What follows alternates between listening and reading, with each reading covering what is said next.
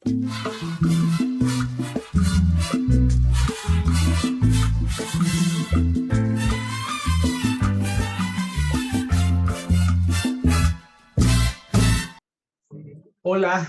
a todos y a todas. Estamos una vez más en una nueva emisión de lo que hemos llamado la Mesa Redonda, que impulsa la agencia informativa Prensa Comunitaria Continental. Estamos a la mitad del sexenio de Andrés Manuel López Obrador y en ese marco se han abierto los procesos de sucesión presidencial a partir del destape de varios candidatos por parte del gobierno federal, donde se han mencionado nombres como el de Claudia Sheinbaum, Tatiana Cloutier, Marcelo Ebrard, Ricardo Monreal, Rocío Nale, e incluso Esteban Moctezuma o Juan Ramón de la Fuente. En ese marco es que esta mesa redonda hoy apunta a tratar de discutir, de entender cómo a la mitad del camino la sucesión presidencial adelantada y hacer un balance político del gobierno de Andrés Manuel López Obrador. Para ello hemos invitado a dos compañeros que en otras ocasiones nos han acompañado. Tenemos a Marcos Tello Chávez, compañero de Nuevo País, y al compañero Hernán Villatoro, quien también forma parte de Nuevo País, con quien estaremos platicando en torno a estos temas. Para empezar, ¿podrían explicarnos qué hechos políticos han desarrollado o adelantado esta discusión de cómo se va a dar el proceso de la sucesión presidencial en nuestro país? No sé si nos pudieras contestar un poco, Marcos, sobre ello. Bueno, hay un conjunto de elementos que están en la superficie. Algunos de ellos es difícil de constatar, pues, aunque están ahí. Es difícil constatarlos como la causa, pues, ¿no? Directa. Pero seguramente influyeron. Es un hecho que a pesar de los logros políticos en términos de acceso a los gobiernos en varios estados por parte de Morena, es obvio que el objetivo político de Andrés Manuel López Obrador de tener una mayoría calificada propia en el Congreso, en el Congreso que recién abre sus labores, no se alcanzó. Obrador había planteado desde el arranque de su administración que esperaba tener una mayoría calificada y de alguna u otra manera emprender lo que él consideraba las reformas que podríamos llamar trascendentes del fin de su periodo, de lo que es la segunda parte de su periodo. Este objetivo que le hubiera dado una capacidad estratégica en términos de tener la iniciativa, de marcar los tiempos, de imponer el terreno de la confrontación, pues a este objetivo no se alcanza, ¿no? Creo que este es un hecho fundamental. Esto cambió prácticamente todas las condiciones que él había previsto para cubrir esta segunda etapa de su mandato. De hecho, empezó a plantear un conjunto de posibles alianzas con sectores del panismo y con el propio PRI. Inicialmente, el PRI rechazó su oferta y alguna gente panista lo dejó abierto, ¿no? Particularmente el exgobernador de Chihuahua y este señor Madero, que fue presidente del PAN. Entonces, hay ahí una serie de nuevos ajustes al proyecto político, al diseño político de Andrés Manuel. Este diseño también fue impactado particularmente por los Estados Unidos.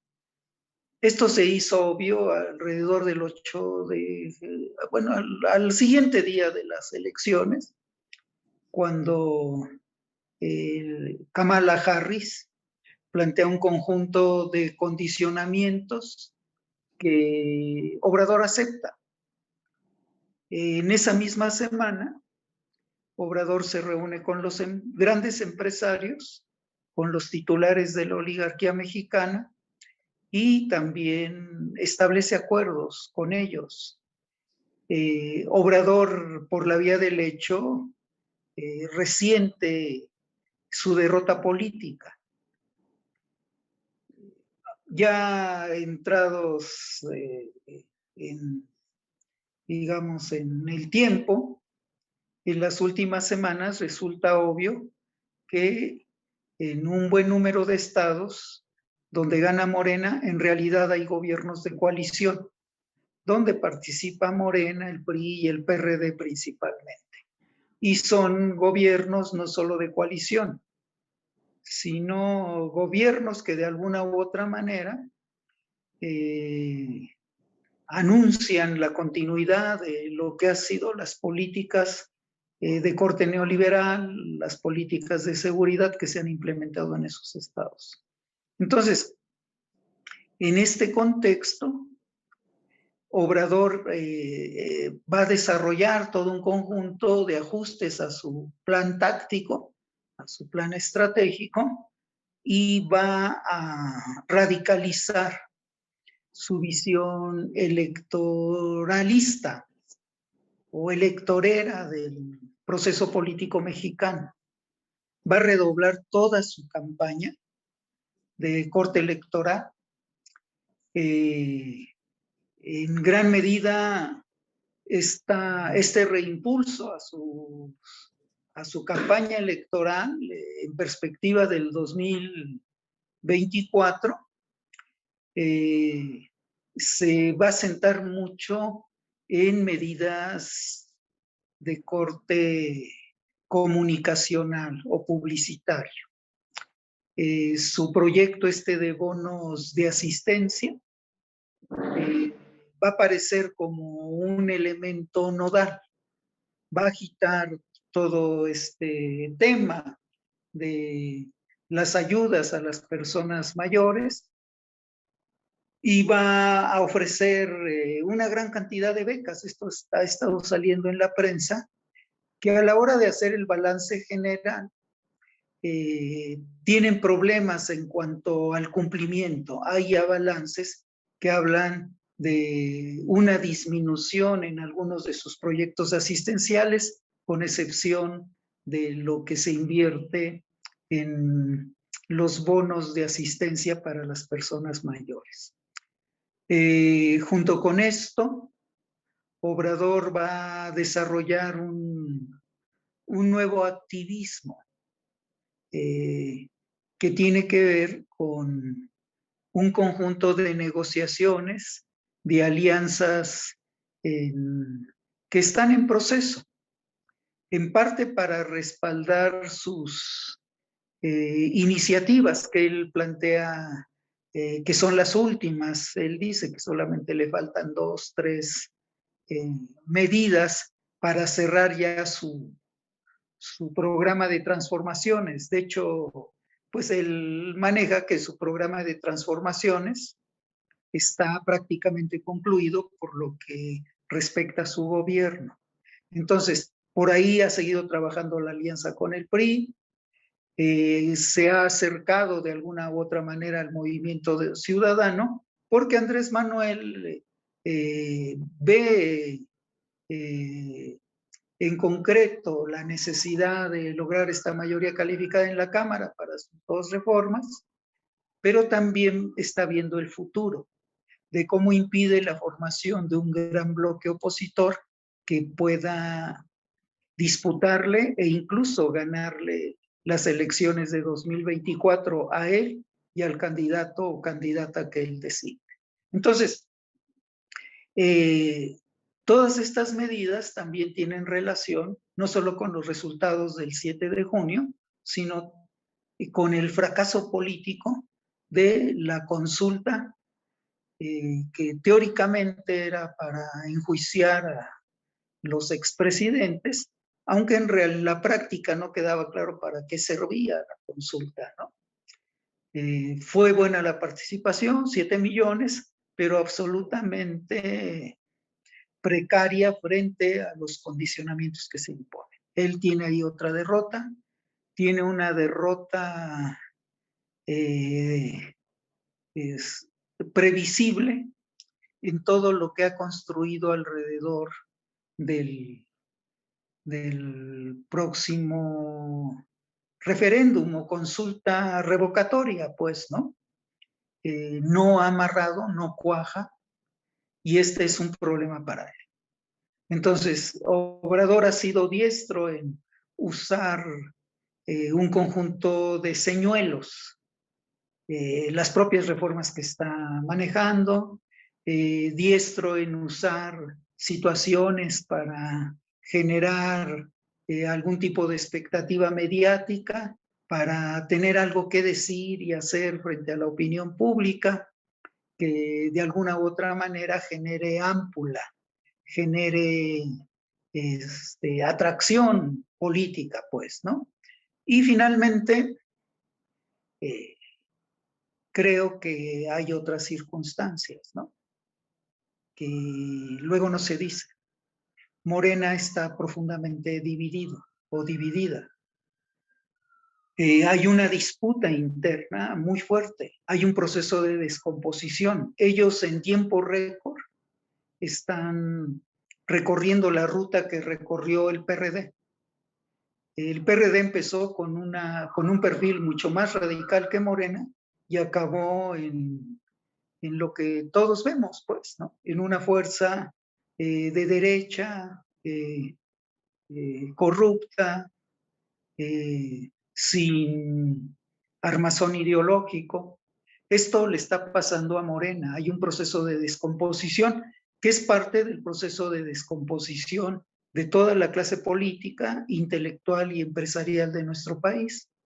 Hay esta situación. Entonces, esto también lo empuja a tratar de poner orden en sus filas. Hay otras cuestiones que también luego no aparecen de manera directa, que es la profundidad de la crisis que estamos viviendo y que se va a agudizar en los próximos años. De por sí ya es profunda, de por sí ya es muy complicada. Entonces, tiene que tomar algunas medidas para mantener el rumbo que él quiere recorrer. Y finalmente, tal vez haya sido un capricho de Andrés Manuel López Obrador. Andrés Manuel López Obrador ha dado muestras en el último periodo de actuar mucho a través de lo que pudiéramos llamar berrinches, pues, ¿no? Se han agravado sus actitudes de soberbia, ¿sí? Confunde a veces la realidad con lo que pasa por su cabeza, y lo que pudo haber sido un cálculo político de largo plazo, tal vez sea un desplante, ¿no? Que va a tratar de aprovechar, pero que en realidad está generando una crispación y una crisis política hacia el interior de Morena, ¿sí? Que ya repercute en el proceso de descomposición general de la clase política, de las élites empresariales y también de lo que podemos llamar la clase intelectual. La descomposición no es solo dentro de las filas priistas y panistas, la descomposición también se presenta en la intelectualidad morenista. Muchos de estos intelectuales antes eran enemigos jurados del Plan Puebla-Panamá, enemigos jurados del grueso de las medidas que ha tomado Andrés Manuel y que son absolutamente neoliberales.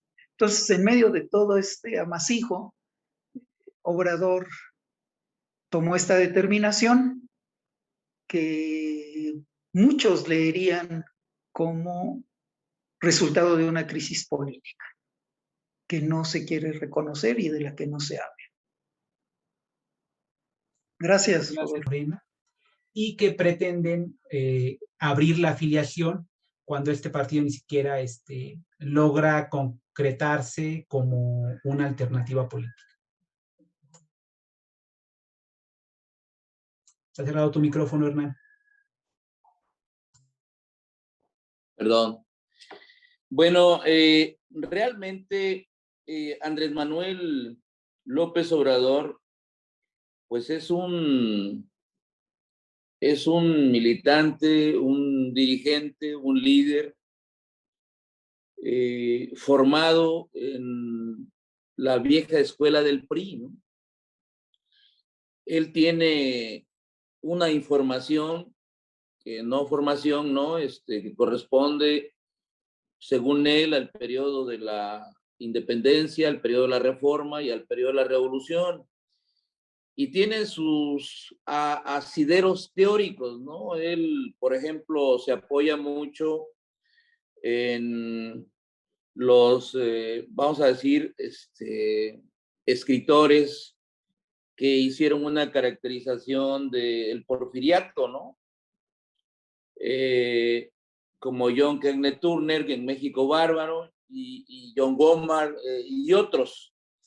Él se apoya mucho en la caracterización también de la reforma y de la independencia, pero en el tema de la revolución, para no irnos tan atrás, pues él cita mucho a Daniel Cosío Villegas, que es un politólogo, economista, historiador y ensayista mexicano, que más bien se convirtió como en uno de los teóricos del priismo, ¿no? Del tapadismo, y hizo una disección muy acuciosa de cómo funcionaba el sistema político mexicano.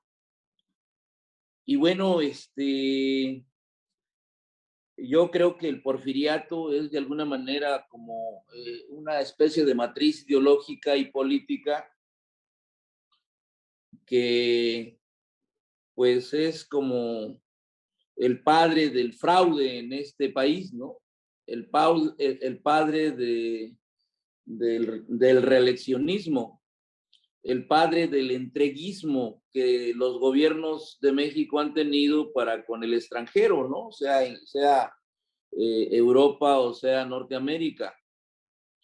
Entonces, él en sus últimas obras, que las dos últimas son Hacia una economía moral y la otra es A la mitad del camino, que es el más reciente, pues realmente lo que hace es retomar el ideario del nacionalismo revolucionario burgués del priato, ¿no?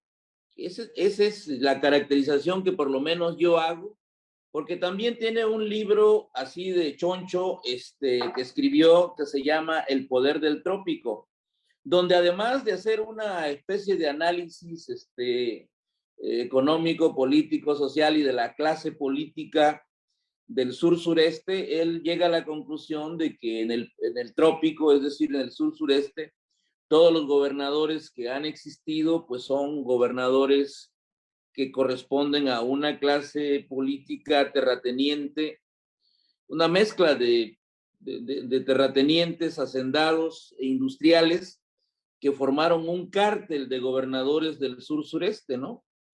Pero él está haciendo lo mismo, o sea, en la versión actualizada, vamos a llamarle así, ¿no? Y bueno, no solamente con los gobernadores, porque también nosotros sabemos que una vez que se instaló en el poder, nombró 32 superdelegados, que fueron gente incondicionales de ellos, la mayoría que trabajaron con él desde Tabasco y se instalaron en el gobierno de la Ciudad de México. Y desde ahí, él construyó, vamos a decir, este andamiaje de relaciones políticas que hasta hoy se mantienen, ¿no? Y que le han servido para tejer relaciones con los gobernadores, indistintamente del signo ideológico, PRI, PAN, PRD, Movimiento Ciudadano, Verde.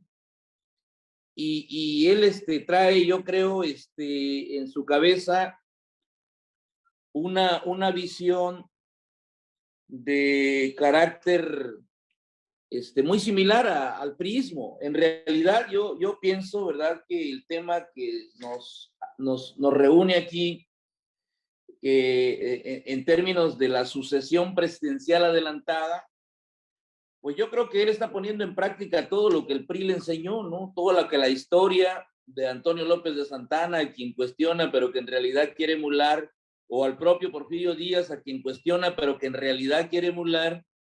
Y bueno, él en sus eventos no pone a los héroes del proyecto de poder popular revolucionario, pone en la época de la independencia, pues pone a Hidalgo, pone a Morelos, sí, pero pone más a Hidalgo que a Morelos. En la época de la Reforma pone a Juárez, no pone a los indígenas en resistencia, o a los campesinos en resistencia, o a los obreros en resistencia.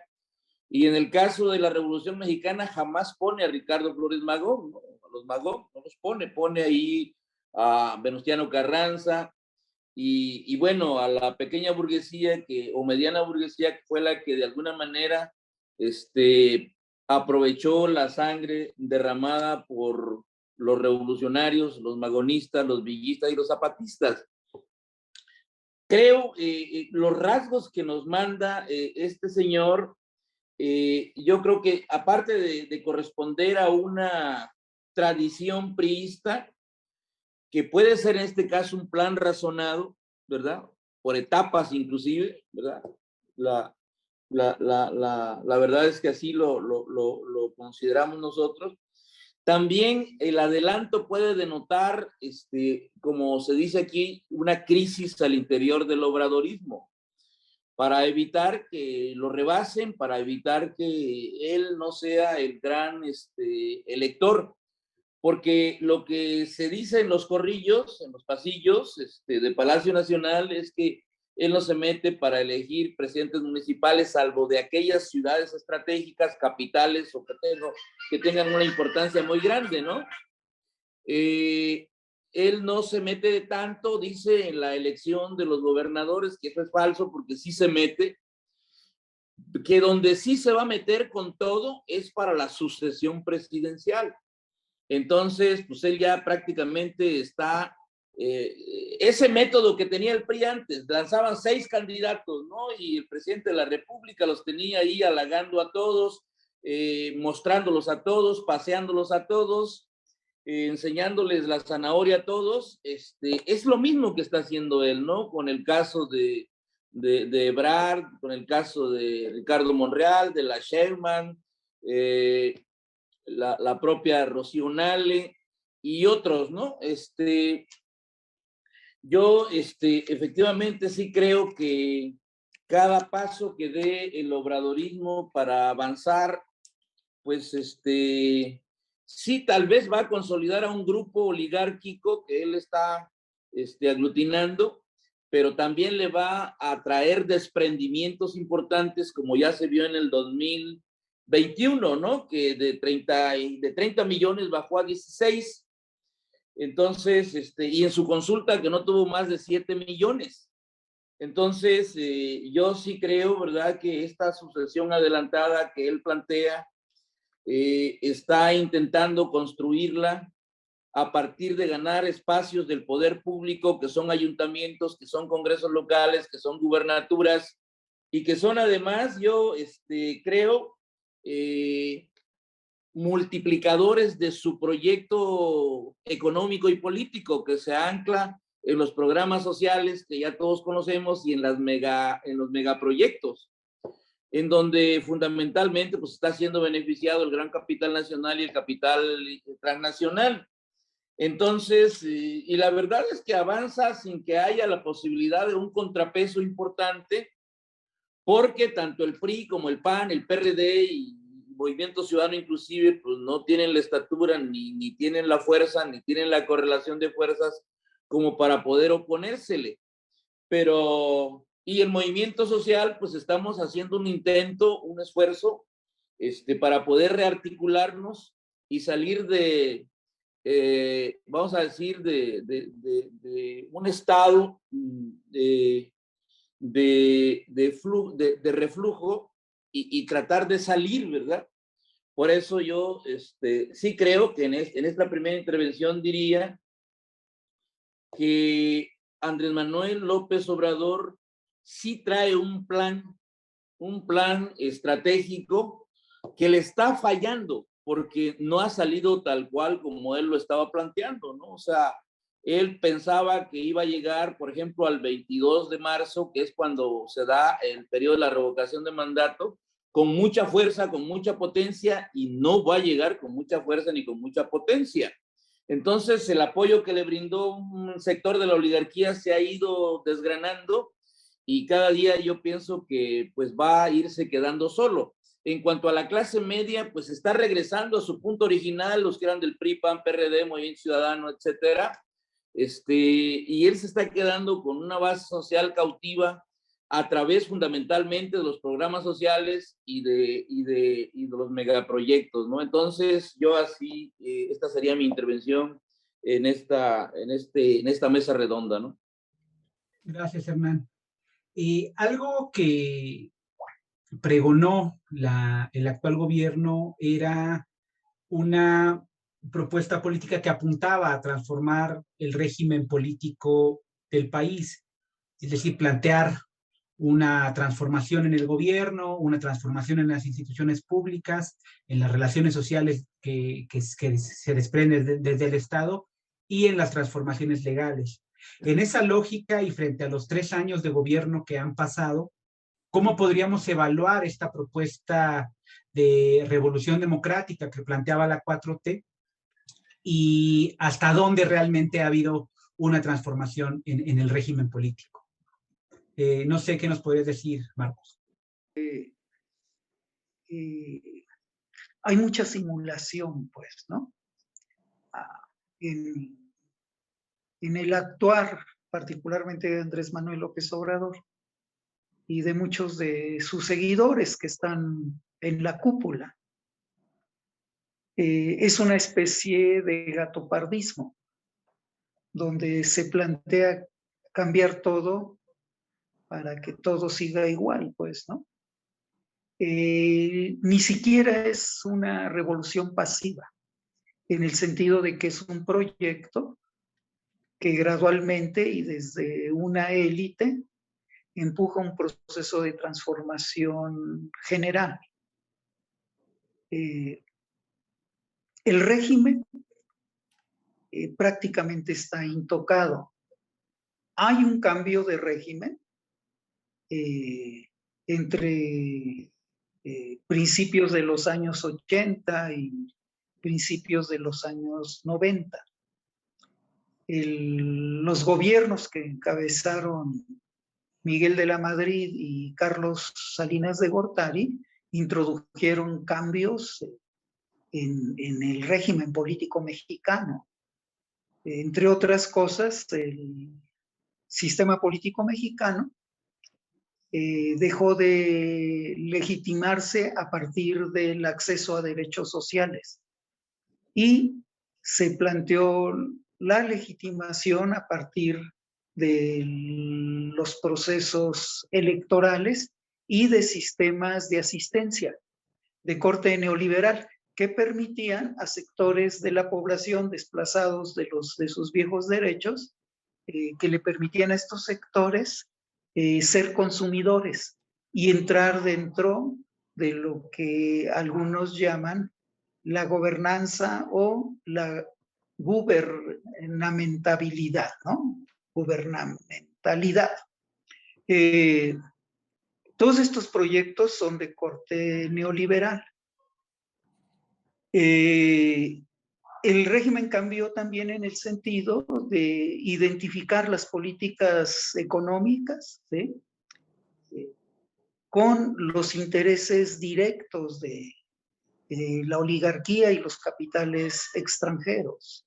Ahí hay una nueva relación, una nueva simbiosis entre el aparato estatal y los grandes capitales.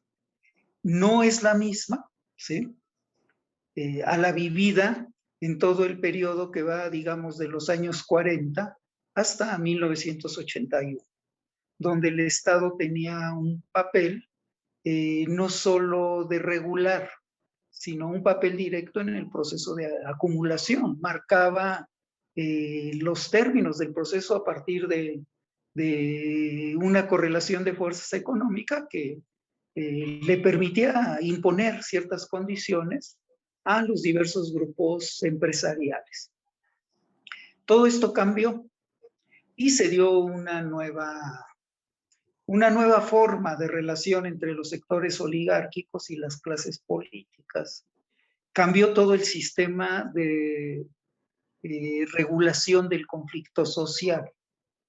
El tema de los derechos sociales pasó a segundo plano.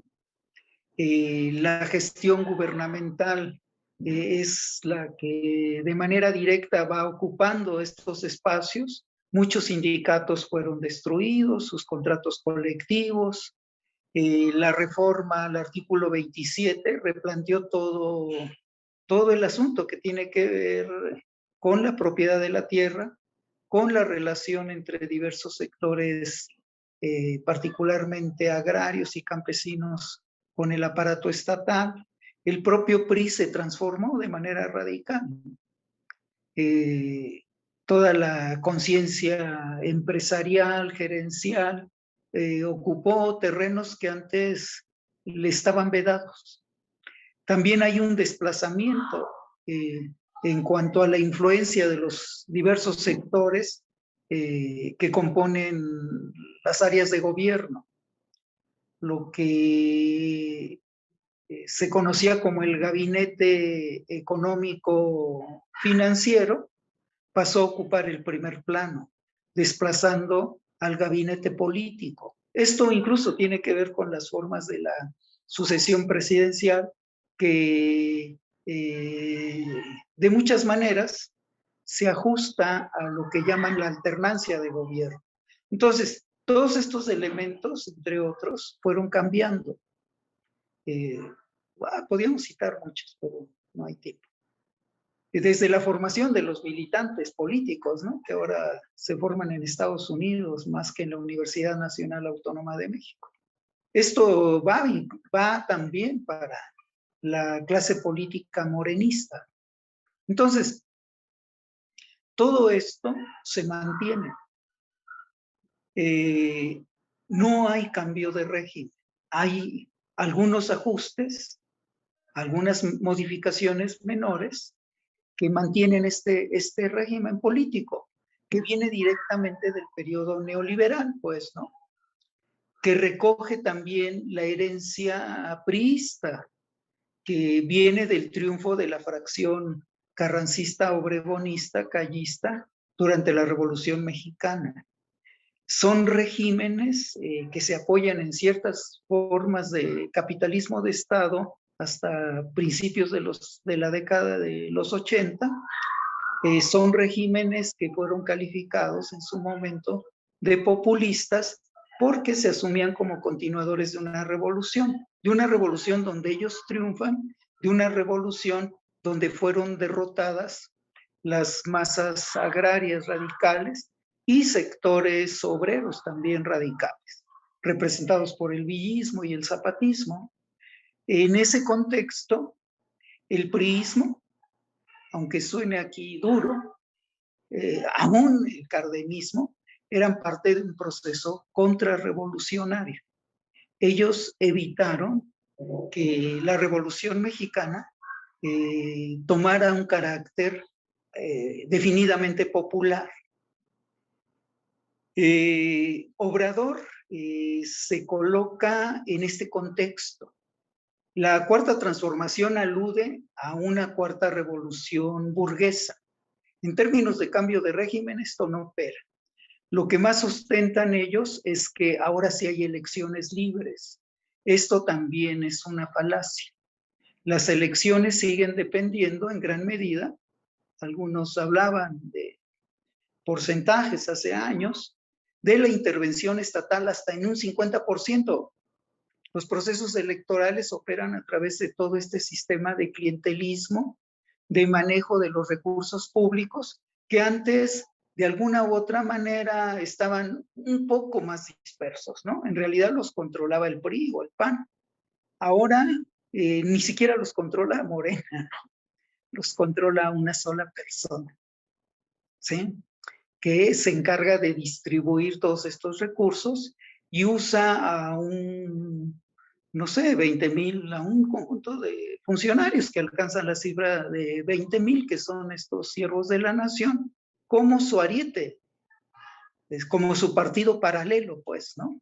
Ahí podríamos decir que hay un cierto cambio, pero esta manera nos recuerda a Porfirio Díaz, ¿no? Porque también hay muchos mitos en la historia mexicana. Ni Juárez era muy distante a Porfirio Díaz. Juárez no compartía las aspiraciones de organización sindical.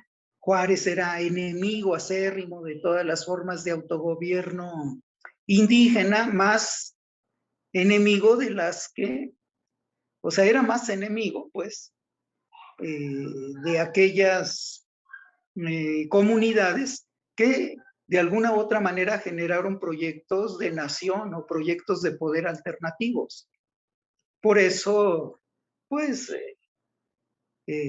digamos, asesinó a Julio López Chávez, por eso respaldó las represiones a, por ejemplo, Manuel Lozada, el Tigre de Alica, estuvo en contra de todas estas tentativas comuneras y proyectos indígenas que se registraron en su periodo. Él mismo genera una ley de despojo mayor a estas comunidades en este proceso de liberalización.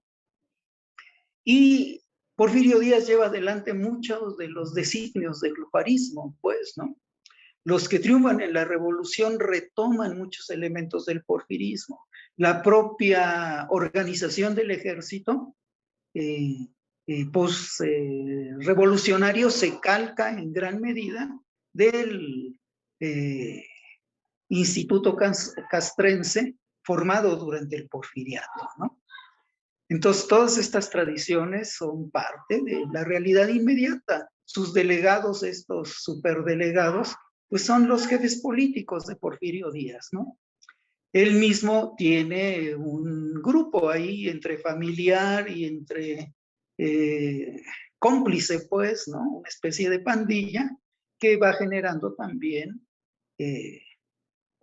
una nueva élite de carácter empresarial, ¿no? Entonces, los temas de la tierra, los temas de la democracia efectiva en los sindicatos, los temas que tienen que ver con la soberanía nacional, no están presentes como cristalizaciones de un proyecto de revolución democrática. Es todo lo contrario, pues, ¿no? Aún su proyecto de reforma energética está por detrás de lo que alguna vez a manera de bravata planteó, de recuperar los artículos 27 y 28 constitucional, que no solo tienen que ver con el tema de la energía, tienen que ver con el tema de los bienes comunes, pues, ¿no? Que este es un tema fundamental. La reforma, si pasa, va a ser una reforma tímida, que parte de reconocerle a la oligarquía, al capital transnacional, lo que ya se robaron, ¿sí? Entonces, estos capitales quieren más, pues, ¿no? Y por eso las contradicciones que se están suscitando. El mismo se puso trampas con la firma del TEMEC, si es que podemos llamarle que se puso trampas. En realidad él está de acuerdo. Su proyecto es el de Juárez y el del liberalismo mexicano. Una vez que superó sus contradicciones y sus dilemas entre Europa y Estados Unidos, este liberalismo se enganchó claramente a la locomotora yanqui, pues, ¿no? Su proyecto de política internacional es adecuado a esta propuesta, que propone un nuevo TEMEC o un nuevo tratado de libre comercio para que se integren todos los países de América Latina bajo la égida estadounidense. Entonces, podríamos decir que pues no se quedó a la mitad del camino, pues, ¿no? Ni siquiera empezó este camino que él insistentemente menciona de revolución democrática, de cuarta revolución. Se quedó a mitad del camino en todo lo que tiene que ver con supuestos proyectos antineoliberales, ¿no? Si podemos hablar ahí de mitad del camino, ¿no? Que esto es cuestionable. Entonces, este es un problema. Aquí, para cerrar, es bien cierto, de manera aparente, los liberal conservadores, panistas, priistas, perredistas, los liberales conservadores y progresistas, que no se diferencian mucho en el campo de Morena, ¿sí?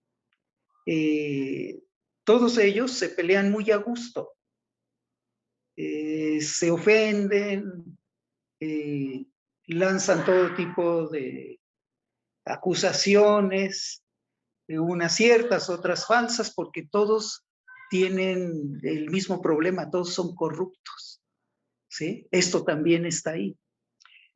Se pelean alegremente porque suponen que los posibles movimientos opositores o revolucionarios desde lo popular no tienen fuerza. Lo que ellos no visualizan, al igual que no visualizó Porfirio Díaz, es que la situación es absolutamente explosiva. Y esa situación puede barrernos a todos. Y esta situación no es solo en México, esta situación es mundial. Y esta situación hoy también está presente en los Estados Unidos. Entonces, hay mucha soberbia, pues, de todos ellos, ¿no? Creo que hay que levantar la bandera de la revolución democrática. Creo que no es un camino errado, y plantear un gran bloque nacional, un gran bloque social, que incluye a amplios sectores de las capas medias, ¿no? Y particularmente a los sectores proletarios, semiproletarios, a las comunidades indígenas y a otras figuras de la resistencia, ¿no? Creo que por ahí hay que seguir bregando en un proyecto de resistencia nacional, y que este proyecto, yo creo que yo estoy convencido de que se va a abrir camino, porque la necesidad de una revolución democrática que vaya más allá de lo que estos señores plantearon es una necesidad histórica, y a pesar de la dispersión y de todas sus estrategias de contrainsurgencia dura y light, se va a abrir paso. Gracias. Marco nos ha dado como algunos elementos en torno a las contradicciones que de alguna manera el gobierno actual tiene. En este proceso de evaluación, Hernán, ¿cómo podrías evaluar las cosas que el propio Andrés Manuel prometió al inicio de su sexenio? Como estas ideas de ni un acuerdo más con los corruptos, y hoy pareciera que el PRI será su primer aliado en la Cámara. este proceso que habló de encarcelar a los propios corruptos y pareciera que no avanzan los procesos judiciales. Esta idea de regresar a primero los pobres y los megaproyectos, pareciera que se entregan los recursos naturales y el territorio a la iniciativa privada. Estas contradicciones, ¿cómo las evaluamos, Andrés Manuel? En un terreno donde el gobierno mexicano una y otra vez asegura que tiene otros datos. Te decía que yo coincido plenamente con el compañero Marcos. Sin embargo, yo lo que creo, ¿verdad?, es que Andrés Manuel ganó en una circunstancia en la que la clase obrera, el campesinado, los indígenas, los sectores populares, la propia clase media había sufrido una embestida brutal, ¿verdad? Con los gobiernos de Miguel de la Madrid, Carlos Salinas de Gortari, Zedillo, Fox, Calderón y Peña. Entonces, vamos a decir, la destrucción de la planta productiva, la destrucción de la fuerza de trabajo, la destrucción de los órganos de resistencia, eran tan brutales y el hartazgo tan grande que luego la gente, ¿verdad?, tiene mucho, por la propia cultura burguesa que se ha desatado, de que los que van a ser sujetos de transformación son los líderes y no el pueblo en sí mismo, ¿no? Entonces él gana, yo pienso, en una coyuntura donde el pueblo ve que la única salida viable pues, es la salida pacífica, la salida legal, la salida constitucional, la salida electoral, y él aprovecha muy bien esta coyuntura, no para convertir al gobierno federal en un paraguas, ¿verdad?, que coberture la rearticulación del movimiento obrero, del movimiento campesino, del movimiento indígena, del movimiento urbano popular, del movimiento de los trabajadores al servicio del Estado, de los movimientos de los trabajadores todos. No. Él, al contrario, llega y adopta una política súper centralista, súper demagógica, como dice el compañero, y hace lo mismo que han hecho las dictaduras. Se alía con cierto sector de intelectuales, ¿verdad? Que yo digo cada día se está quedando más solo, ¿no? Él mismo hace una especie de pase de lista de quiénes son los intelectuales que todavía lo apoyan, y entre ellos pues, está Elena Poniatowska, Lorenzo Meyer, Enrique Galván, Fabricio Mejía, Pedro Miguel, Damián Alcázar, los hermanos Bichir, Epimeno Ibarra, y los moneros, ¿no? Hernández, Helguera creo que es el que murió, ¿verdad?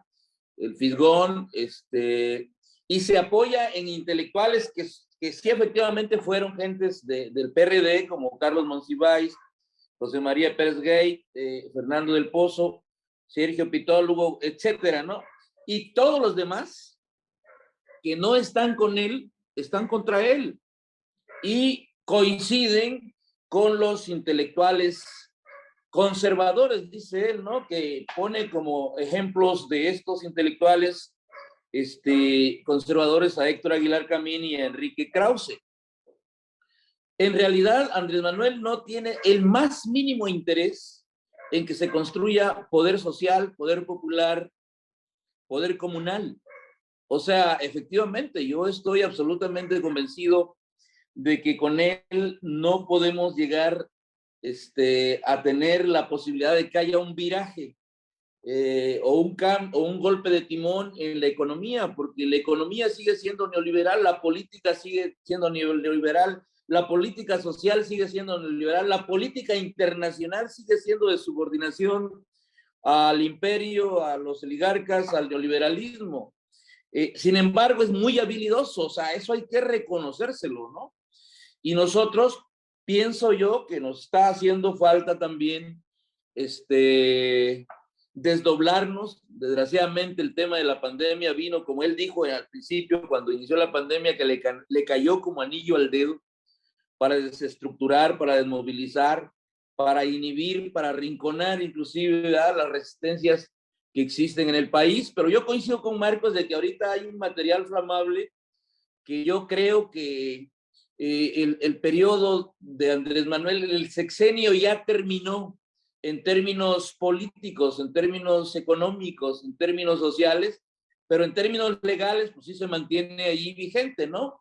Se han dado cuenta que ha echado a caminar la maquinaria electoral que ha logrado construir con 18 gubernaturas, con 18 congresos locales, 17 gubernaturas, y bueno, una cantidad importante de ayuntamientos que él ha ganado, y desde ahí está desatando una campaña. Ahorita hay una campaña de afiliación a Morena, una campaña de que Andrés Manuel debe ganar el revocatorio del 22 de marzo para tratar de cubrir las insuficiencias, las deficiencias, los errores y todas las desviaciones que ha tenido.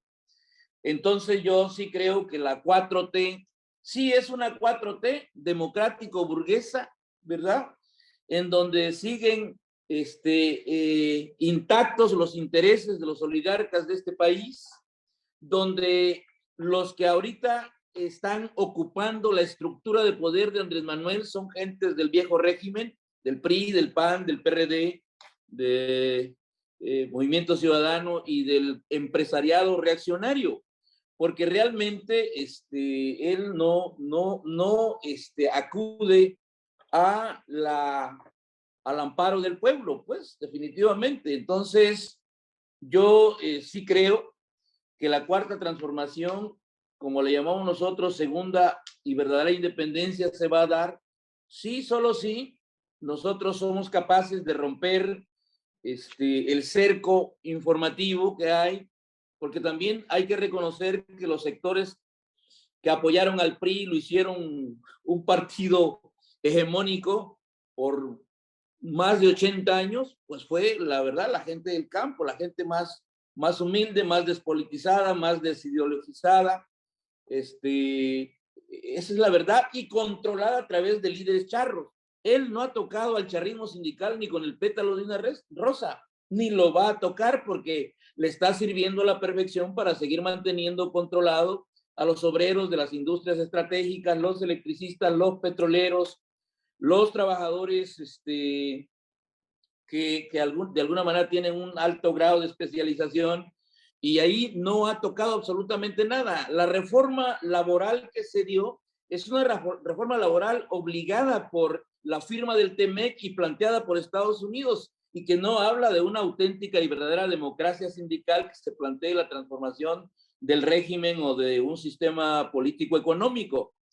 Por lo que yo sí creo, ¿verdad?, es que los alcances de la política obradorista están tocando fondo. Yo coincido plenamente en que tenemos que desdoblarnos y desatar una política de construir poder popular, poder social, poder comunal, que actúen de manera paralela a los poderes institucionales y constitucionales que han sido fallidos totalmente, ¿no? Hablo de los ayuntamientos, hablo de los gobiernos de los estados, hablo de los congresos que están subordinados a los gobernadores en turno, y hablo de los partidos políticos, ¿no? Que también son una partidocracia totalmente burocratizada, corrompida y alejada de las mejores causas del pueblo. Ellos son los grandes electores, los dirigentes de los partidos son los grandes electores, los gobernadores son los grandes electores, los presidentes municipales son los grandes electores, y el propio Andrés Manuel se constituye en el gran elector y no el pueblo. Al pueblo nada más le dan el papel de ser votante, pero no hay una democracia participativa que pudiera decir, este es un rasgo de la cuarta transformación, ¿verdad? O sea, la gente está empoderándose, está concientizándose, está recuperando el poder que había perdido. Entonces yo así diría, la 4T que se dice, es una 4T que no tiene asidero ideológico, no tiene asidero económico, no tiene asidero político, no tiene propuesta alternativa de una nación que vaya más allá de los intereses oligárquicos que durante 36 años el neoliberalismo construyó en nuestro país. ¿Es cuánto? Muchas gracias, Hernán. Con esta última participación que tú das, nos pone en el escenario algo que de alguna manera el gobierno federal insistía al inicio de su gobierno, que era que no tenían tanto tiempo gobernando, pero rumbo a la mitad del sexenio se abren una serie de contradicciones y problemáticas que ya no pueden subsanarse con ese discurso de que ya no han tenido tiempo para gobernar. Los problemas económicos, la propia gestión de la pandemia, el combate a la pobreza son elementos que están ahí presentes y que hoy se ven como reclamos sociales a diferentes niveles, ¿no? Hemos visto descontentos por parte de profesores y jubilados al transformar la unidad de medida administrativa para las pensiones, hemos visto las movilizaciones de los trabajadores de la educación, de la CENTE, exigiendo ya la solución después de 3 años de las demandas y acuerdos que han tenido. Hoy vemos una crisis política en Chiapas donde evidentemente el propio Ejército Zapatista de Liberación Nacional hablaba de una posible guerra civil, etcétera, ¿no? Podríamos enumerar un centenar de problemáticas que hoy, de alguna manera, el gobierno federal prometió que se iban a solucionar a lo largo de su sexenio y que por lo menos a la mitad de no han encontrado la solución por diversas formas. En ese sentido, o en este escenario, ¿qué nos espera rumbo a la segunda mitad del gobierno? ¿Cuáles serán los posibles escenarios? ¿Cómo se configurarán las fuerzas políticas? ¿Qué papel jugará Morena, que incluso en su proceso de discusión interna se ha reconocido como un partido que no tiene ni la fuerza ni la estructura suficiente para ser un elemento que incida en los procesos electorales? Y en ese sentido, ¿cómo se configurará la relación con los movimientos sociales, que ha sido bastante degradada en los últimos 3 años con el gobierno federal? ¿Y cómo será la sucesión presidencial frente a la ausencia de un candidato que represente por lo menos las aspiraciones populares? ¿Qué nos puedes decir de ello, Marcos?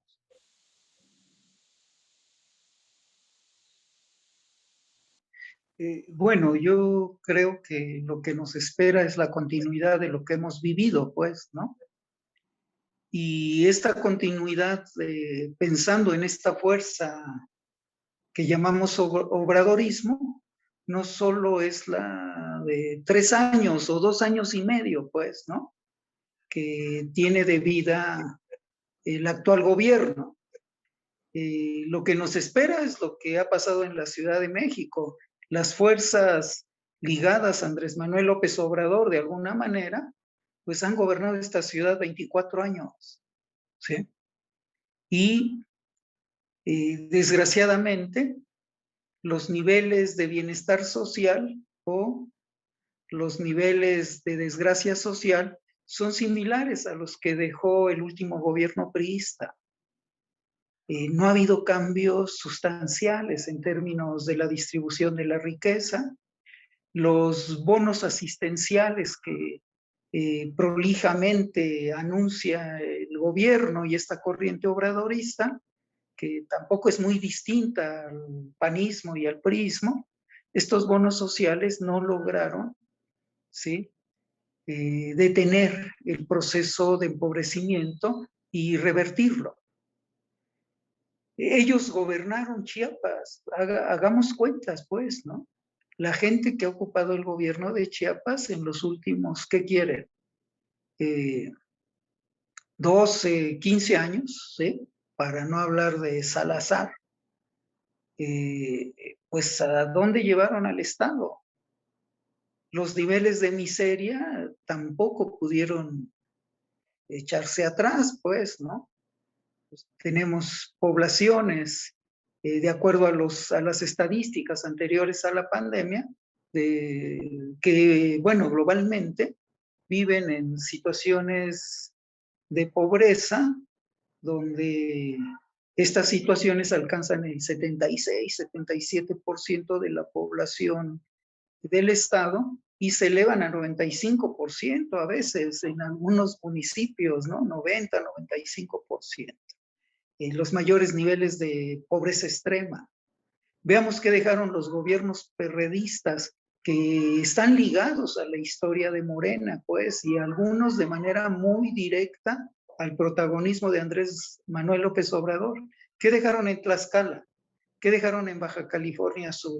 ¿Qué dejaron en Guerrero? ¿Qué dejaron en Michoacán, no?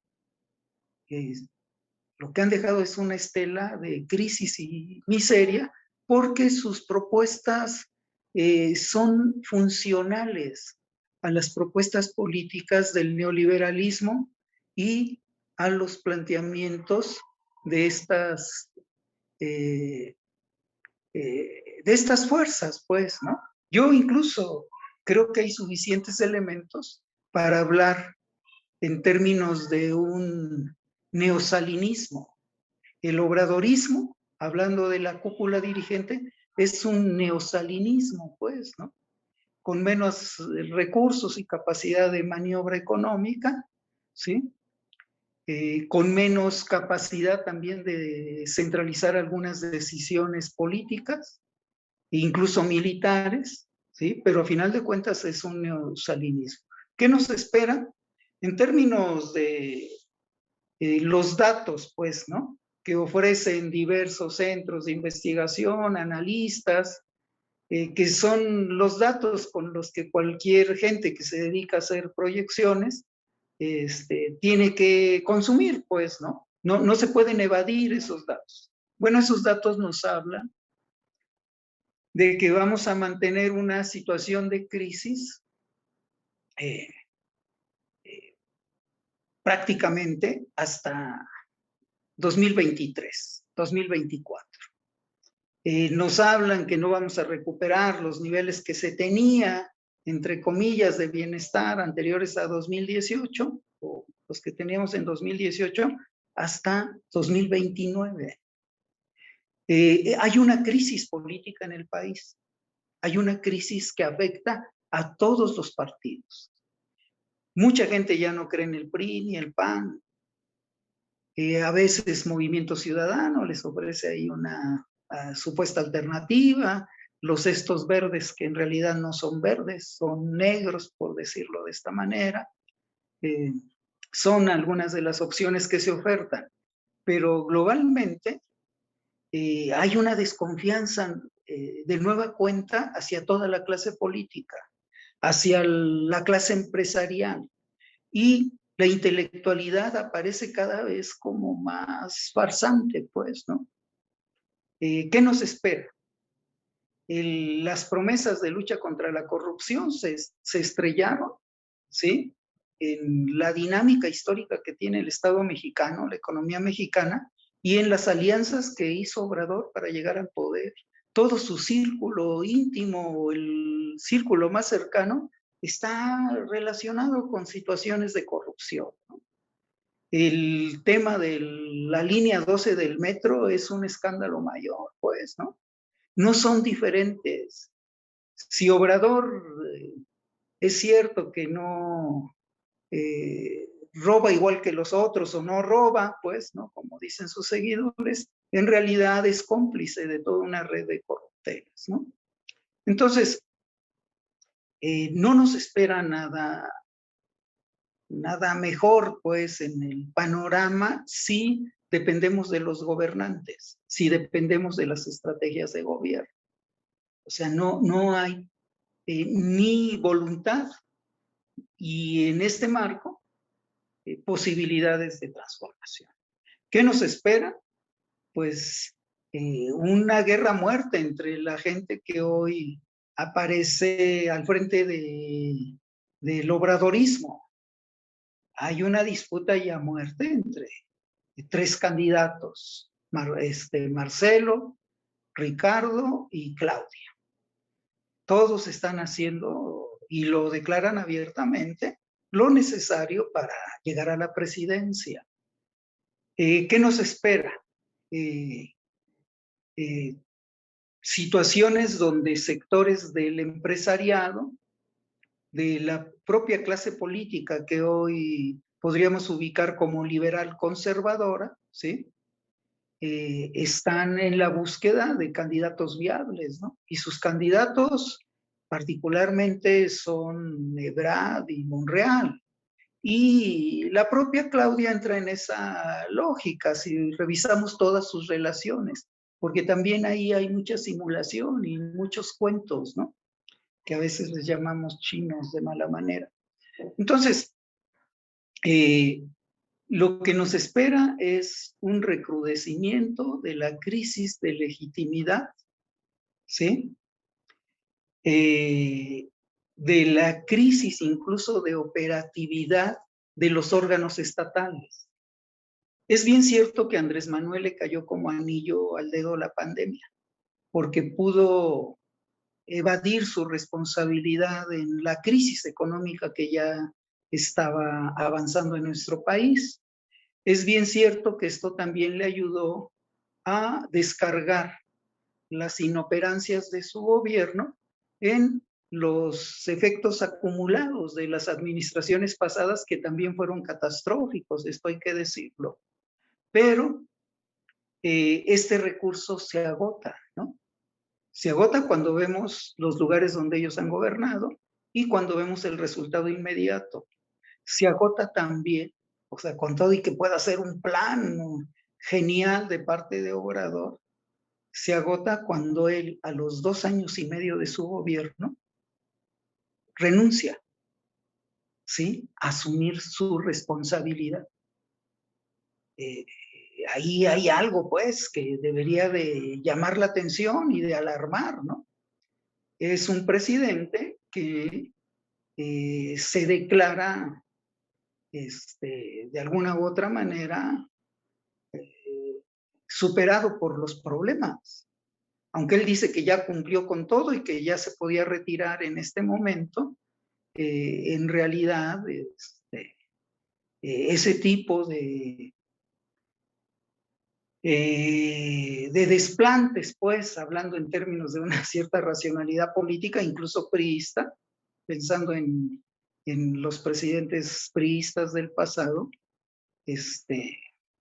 o sea, esos desplantes lo que reflejan es una profunda crisis interna, un agotamiento de las alternativas liberales, ¿sí? Agotamiento en términos de representar a la nación, no en términos de posible continuidad, porque esto lo pueden seguir echando a caminar a través de un esquema de militarización y de militarismo, que es a lo que le han apostado estas élites en los últimos años, y que Obrador llevó a su culminación en términos de avances de la militarización, en términos de avances del militarismo en nuestro país, porque no hay otras salidas, pues además de los bonos de asistencia, pan, circo, lo que se necesita es represión, ¿no?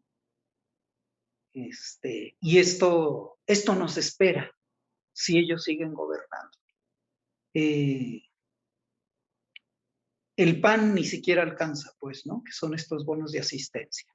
Hoy salió publicado en La Jornada un artículo donde plantea cómo esto se ha reducido, habría que revisarlo.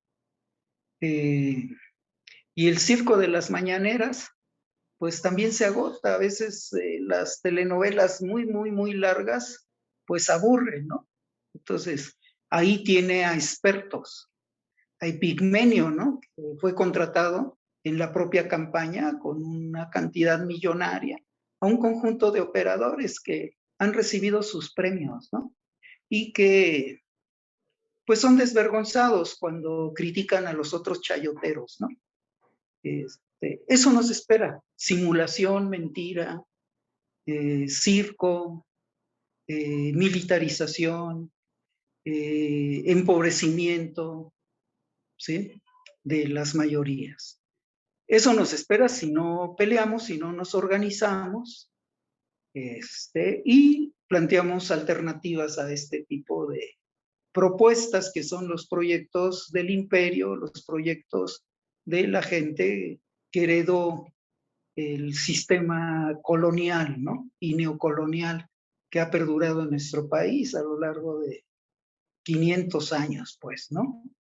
Nos esperan farsas como esta del 13 de agosto, donde el señor presidente y sus seguidores se vistieron de indígenas. Y yo no los cuestiono porque sean blancos y descendientes de españoles, pues, ¿no? Los cuestiono porque es simulación. Es la manera de dar a tole con el dedo, como se dice vulgarmente entre nuestra población. Nos espera mucho atole con el dedo en lo que viene de los próximos años, pues. Gracias, Marcos. ¿Qué nos puedes decir tú, Hernán, en torno a lo que nos espera, cómo se configurarán los actores políticos y cuál será la relación con los movimientos sociales con el presidente o con el gobierno y qué alternativas hay? Bueno, mira, yo creo que una de las cosas que también nosotros tenemos que hacer es dar la lucha ideológica, ¿no? Con el obradorismo y dar la lucha ideológica con, pues, los conservadores derechistas, ¿no? Podría decirse contra los liberales conservadores y contra los liberales progresistas. Tenemos que desatar una lucha ideológica, y una lucha política y una lucha por el poder público. Mira, yo estaba intentando articular el caracterizar qué nos espera, ¿no? Aquí está la cosa, qué hacer desde los movimientos sociales no cooptados por el obradorismo, qué nos espera en la segunda mitad de este gobierno, cuáles serán los escenarios probables de las disputas dentro de Morena y dentro de la clase política. ¿Habrá sorpresas? Pues yo creo que las sorpresas no son casuales. Las sorpresas tienen que ser trabajadas, tienen que ser analizadas, inclusive dándole seguimiento a la política de esta gente. Yo sí creo que pareciera ser que están repitiendo etapas que ya vivimos en la vida de nuestro país. Por ejemplo,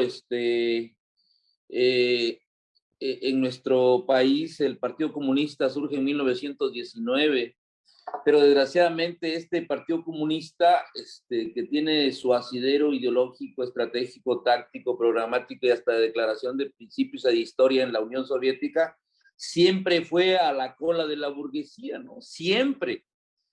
Y yo lo que creo es que cuando hubo la oportunidad de poder construir instrumentos estratégicos, en este caso partidarios, con una visión transformadora, con una visión de liberación nacional, no se hizo. Y los movimientos se quedaron en los años 50 y años 60, pues en grandes movilizaciones de médicos, de obreros, de campesinos, de maestros, y a lo más que logró ascender porque la crisis se recrudeció, porque el priismo se endureció y se volvió tremendamente corrupto, tremendamente autoritario y represivo y tremendamente alejado de las causas de nuestro pueblo, pues entonces, ante la, vamos a decir, ausencia de legalidad, pues surgieron guerrillas, de Arturo Gámez, Genaro Vázquez, Lucio Cabañas,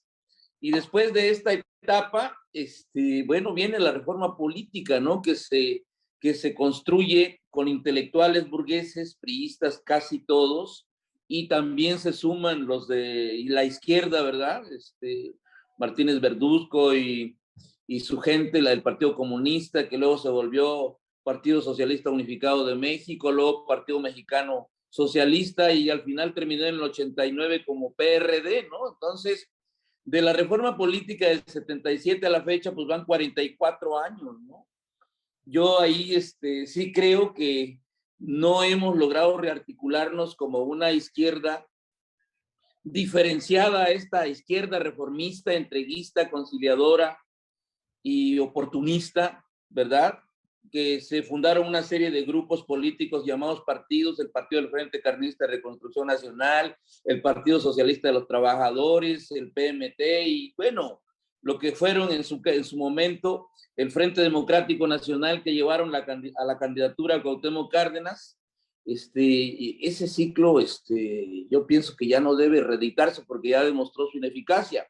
Sin embargo, hay otra caracterización que me parece a mí que tendríamos que no dejarla de lado, ¿no? ¿Cuál es esa? Bueno, yo digo, las grandes coordinadoras de masas que se formaron, la CEMPA, la CENTE, la CONAMUV, la Coordinadora Sindical, los frentes populares que se dieron en varios estados de la República, La verdad es que la izquierda asumió una actitud muy sectaria, muy dogmática, muy esquemática, muy determinista, y fueron otros los que aprovecharon la oportunidad de construir partidos, como en el caso de la corriente crítica del PRI, que se había planteado inicialmente democratizar el PRI, y eso no va a ocurrir nunca. Y en el caso de Morena puede estarse planteando lo mismo, democratizar Morena no va a ocurrir nunca, o democratizar el PT, o democratizar el Verde, o democratizar el sistema de partidos. ¿Por qué? Porque su asidero está, ¿verdad?, en los intereses oligárquicos. Los grandes dirigentes, entre comillas, ¿verdad?, están totalmente vinculados a los grandes intereses transnacionales y nacionales. En el PRD, pues ya sabemos quiénes son, ¿verdad?, los chuchos y compañía. Y así, podría yo empezar a decir nombres, pero me parece que no hay que perder el tiempo en eso. Sin embargo, yo sí creo, ¿verdad?, que sí tenemos que empezar a dar la lucha política abierta, la lucha política, la lucha ideológica, la lucha social abierta, porque si no, vamos a diluirnos y vamos a difuminarnos y vamos a desaparecer. Y yo creo que el gran error de los movimientos políticos de izquierda es haberse quedado en la etapa del gremialismo, del economicismo, de las demandas reivindicativas, ¿verdad? Y no pelear el poder público. Entonces, de eso se aprovecharon otros tipos como Lombardo Toledano y demás, ¿verdad? Que fueron los que llegaron a una conciliación de clases con la burguesía, ¿verdad?, mexicana, la burguesía burocrática mexicana, que se enriqueció con el saqueo del erario público, porque no es una burguesía que haya planteado un proyecto de nación que se industrializara con su propia ciencia, su propia tecnología y su propia educación de avanzada. Pues es una burguesía verdaderamente atrasada, y sigue siéndolo, ¿no? Ahora con el TECMEC, primero con el Telecán y ahora con el TEMEC se está demostrando. Entonces, yo sí creo que la ruta que va a seguir el obradorismo es que en el 2022, pues se va por la lucha electoral, ahí se va a anclar, y ahí se ha anclado siempre la burguesía en ese terreno, ¿no? Para quitarle el filo al movimiento revolucionario y a través de eso cooptar como una gran aspiradora a los dirigentes que se dejen cooptar, o en su caso encarcelarlos, o en su caso asesinarlos, porque eso es lo que ha ocurrido. Entonces, yo sí creo, lo digo con mucha responsabilidad, que si seguimos manteniendo esa política olotera, mientras más, como dice, mientras menos burros, más solotes, no vamos a avanzar. Por eso el planteamiento que se está discutiendo en Nuevo País es un planteamiento de carácter estratégico, no solamente nacional, ni solamente mesoamericano, ni solamente indoamericano, latinoamericano y caribeño, inclusive es a nivel planetario, con la internacional comunera. Ahora, lo que necesitamos hacer es construir la correlación de fuerzas que se requiere, pues, y eso pues no es cualquier cosa. Sí, sinceramente, yo lo que creo es que, por ejemplo, en el 2022 van a haber elecciones para 6 gubernaturas. Morena va por esas 6 gubernaturas, como fue en el 2021 por las 15 y ganó nada más 11, ¿verdad? Y en el 2024 va a haber otras 11 gubernaturas en juego, y él en el 2024 va a querer cerrar las pinzas para tener una mayoría muy amplia de gubernaturas, de congresos locales, de presidencias municipales, sí, y puede lograrlo inclusive, pero con gente de derecha, es decir, con la misma clase política de grupos oligárquicos municipales corruptos, de grupos políticos oligárquicos estatales, regionales y nacionales, porque Andrés Manuel nos está planteando hacer un recambio en la clase política, dándole la oportunidad a los verdaderos líderes sociales que sí existen en este país, ¿no? Entonces, nosotros, ¿qué tendríamos que hacer? Bueno, pues yo digo que sí hay que tomar la decisión y tomarla bien. Yo sé que a lo mejor puede seguir el debate en términos de que si nos mantenemos como un movimiento reivindicativo, demandante, y anclándonos en el PT, en Morena, para que ahí nuestros candidatos sean coberturados con el riesgo de que una vez que ganen, pues también se corrompan, ¿no? Porque la ideología de Morena no es una ideología liberadora, ¿no? Ni la del PT, ni la del Verde, y mucho menos la del PRI, PAN, PRD. Entonces, yo lo que creo es que hay que construir un programa que recoja las demandas inmediatas e históricas del pueblo mexicano. Eso lo tenemos y lo sabemos inclusive. Sin embargo, pues yo digo que sí hay que darle ya articulación, hay que darle asidero, hay que darle, pues yo para adelante. Yo creo que el discurso de la defensa de la soberanía nacional de Andrés Manuel es muy inteligente. Andrés Manuel le ha robado demandas a la izquierda, como lo hizo el PRI en su momento, inclusive el propio PAN, ¿no? O el propio PRD. Entonces, pero ellos jamás van a estar dispuestos a defender de manera consecuente la soberanía nacional, la independencia política, la independencia económica, y jamás van a implementar una política de renacionalización de todo lo que privatizó el neoliberalismo. Jamás lo van a hacer, ¿no? Entonces, la única manera de empezar a mostrarnos y a demostrarle al pueblo de que la opción del obradorismo es una versión corregida y aumentada y desgastada del priismo, del panismo, ¿verdad? Y del perredismo. Es decir, en Morena hay mafias que habían en el PRI, en Morena hay tribus que había en el PRD, en Morena hay cofradías que habían en el PAN. Entonces, Morena realmente es un cóctel político de derecha y ultraderecha. No, me parece a mí que la alternativa sea cobijarse con Morena o cobijarse con el PT. Nuestro cobijo es el pueblo, por lo que yo sí creo que es importante plantearnos la lucha contra el clientelismo de los programas sociales, la lucha contra los megaproyectos entregados al gran capital, la lucha por la defensa de la soberanía nacional en términos distintos, articulándonos con América Latina y el Caribe, y no como lo plantea Andrés Manuel, en donde lo que él plantea es que sea un símil de la Unión Europea, donde la moneda de las naciones latinoamericanas o americanas desaparezca y el padre de todas las monedas pues sea el dólar.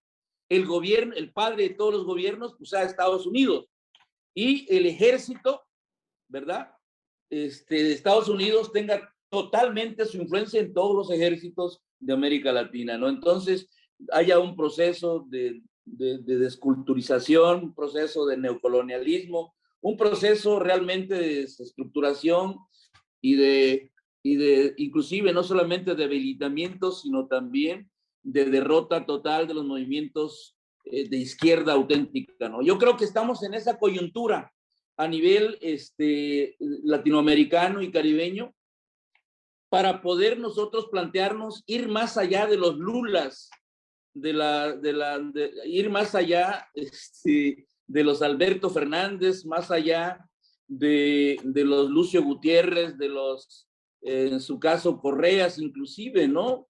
Inclusive Cuba se está quedando en un plano demasiado limitado, porque bueno, desde que Cuba dejó de apoyar los movimientos revolucionarios en América Latina, pues francamente se rindió ante Estados Unidos, aunque ellos digan que la fuerza de Cuba es la autoridad moral, la autoridad política, su ejemplo revolucionario. Pues ese ejemplo revolucionario realmente ha venido de más a menos. Yo ahí la dejaría, a lo mejor estoy hablando hasta de más, pero sí creo sinceramente que la tercera y la cuarta transformación son muy complementarias. Perdemos realmente el tiempo y hasta podemos perder cuadros muy valiosos si no nosotros nos planteamos nuestra propia cuarta transformación o nuestra segunda auténtica y verdadera independencia en México, en América Latina y el Caribe.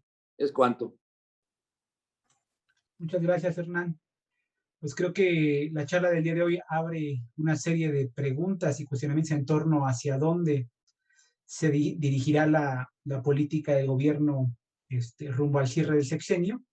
pero bueno, un poco lo que sitúan ustedes son los retos del movimiento social para hacer frente a una propuesta conservadora, como se ha presentado el actual gobierno, y cómo de alguna manera la política que se viene desarrollando sigue siendo de continuismo neoliberal.